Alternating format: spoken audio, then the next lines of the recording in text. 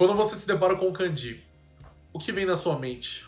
Dúvidas, dificuldades de aprender, o motivo para você parar de estudar o idioma japonês? Eu sei da sua dificuldade, mas eu também sei da importância do kanji. Pensando nisso, eu estou montando uma série a partir de hoje, a importância do kanji nas nossas vidas. Vai ser uma série de vídeos onde eu vou falar sobre esse assunto. Hi, minasan, tudo bem com vocês? Yokoyama Kenji desu. Como é que vocês estão?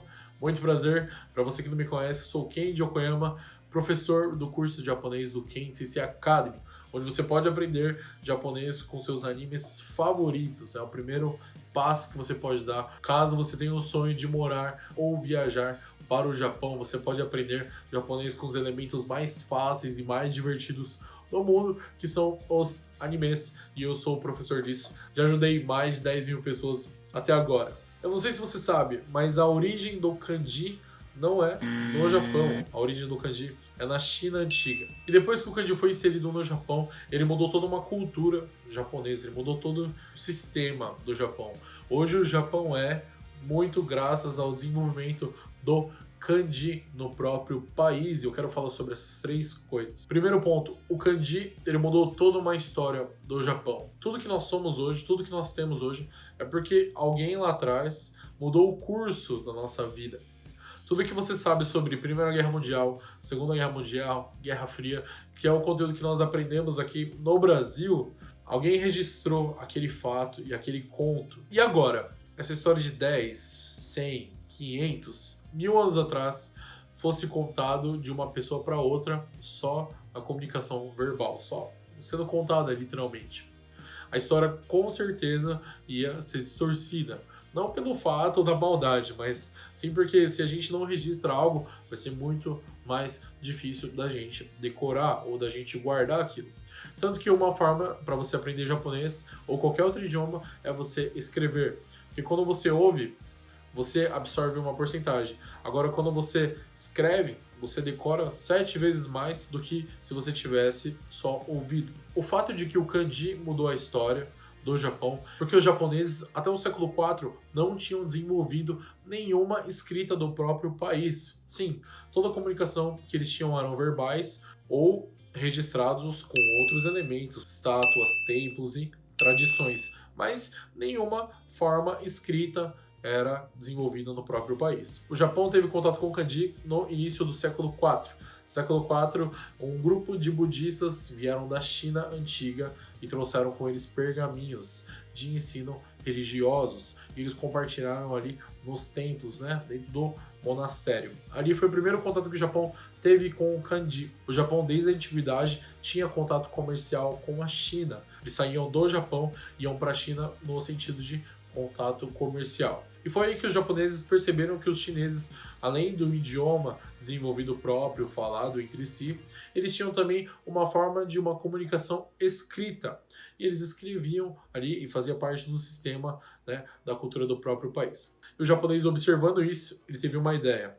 Nós precisamos aprender como eles se desenvolvem, como eles usam esses ideogramas para uma comunicação comercial ou até uma comunicação entre si. E a gente vê o Japão pouco tempo depois mandando grupos de estudantes para a China, para eles aprenderem os ideogramas, qual era o conceito, como eles usavam, qual era a função. E essas formas eles foram aprendendo lá na China. Pouco tempo depois, os japoneses voltam para o seu país de origem. E um século depois, nós vemos um sistema desenvolvido pelo próprio país chamado Sistema Kanbun, que foi o sistema implantado dentro do país, trazendo os ideogramas chineses adaptados para o japonês, já que o dialeto chinês era totalmente diferente do dialeto japonês. Até o japonês daquela época, comparado com o japonês falado de hoje, é totalmente diferente. Você pode estar se perguntando, mas Kenji, o hiragana não veio antes do kanji? O hiragana é o katakana?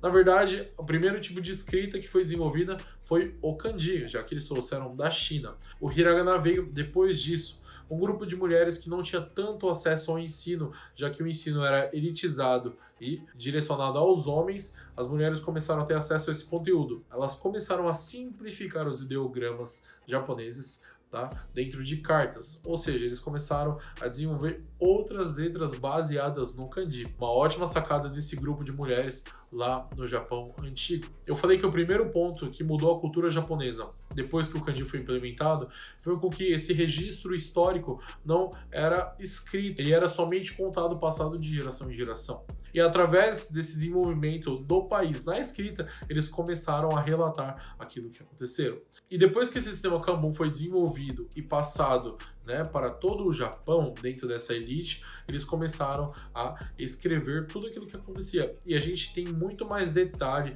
histórico daquilo que aconteceu no Japão graças ao kanji ter entrado no sistema japonês. Então a ordem é kanji, depois de uma forma mais fácil, né, e adaptada, né, mais ou menos uma tradução, tem ali o hiragana e o katakana desses kanjis. Hoje o ensino é o contrário, nós começamos com hiragana, katakana e depois kanji. Uma coisa interessante é que o sistema Kanbun ele também fez com que o kanji japonês e o chinês ele tivesse a sua própria evolução e com o tempo passando essa sua mudança acontecendo também. A gente vê certas semelhanças entre o kanji chinês e o japonês. O kanji ele tem o mesmo significado, só que a forma de escrita é um pouco diferente e a fala é totalmente diferente também. E a gente vê cada país se desenvolvendo nesse sentido até chegar a esse ponto.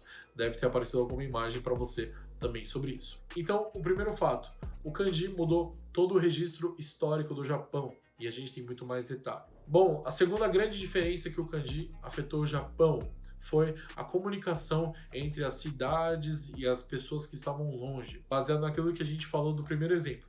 Se eu conto uma história para outra pessoa e isso vai passando de pessoa em pessoa, a comunicação muda. Só que a escrita, está escrito ali, ela é muito mais fiel daquilo que ela quer passar. Então, o sistema de escrita, esse tempo de comunicação fosse mais eficaz e mais fiel. Ou seja, uma pessoa conseguia mandar carta de um lugar para o outro, passando e avisando literalmente aquilo que ela queria falar, já que o sistema de escrita foi implementada e utilizada. Imagina que eu preciso sair daqui de São Paulo até Minas Gerais, só um exemplo. Eu preciso passar um recado, eu tenho que caminhar até aquele lugar, passar o recado, depois eu retorno.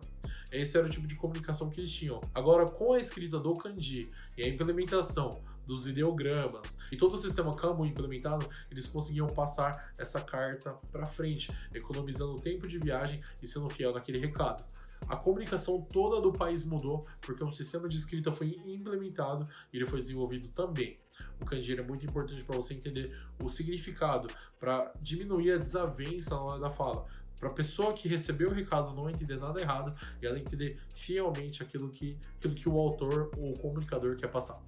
Terceiro ponto, para mim, é o mais importante. Quando eu falo sobre Tóquio, quando eu falo sobre Japão, o que vem na sua mente? Aqueles prédios altos, aquelas luzes, a comunicação, propaganda, a comida japonesa, o centro do Japão. Todo mundo que quer ir para o Japão, vou falar 99% da galera, quer ir para o Japão para ir para Tóquio, para ver aquelas luzes, aqueles prédios, aquela comunicação da cidade falando por si só, sem mesmo falar. E exatamente com a implementação do kanji no país, o sistema de escrita, a comunicação comercial e visual, ela mudou. Quando você tiver a experiência de ir para o Japão, ou se você já viu algum anime, você sabe que na frente de um restaurante ou de qualquer outra loja, tem alguma placa ou algum cartaz fazendo propaganda daquele comércio. É muito fácil, se você entende kanji, você identificar quando é um restaurante, né? Além de deixar claro que é um restaurante, eles colocam placas como essa aqui, que dá um gatilho de desejo para você entrar naquele lugar, para você experimentar aquela comida, já que ele está avisando que naquele lugar tem uma boa comida. Isso é muito comum. Se você jogar qualquer jogo japonês, você assistir qualquer anime, ou dorama, ou até mesmo reportagem, você vai ver esse elemento de propaganda no Japão. E tudo isso graças à implementação da escrita, porque essa propaganda desperta o consumo, desperta o desejo de ir.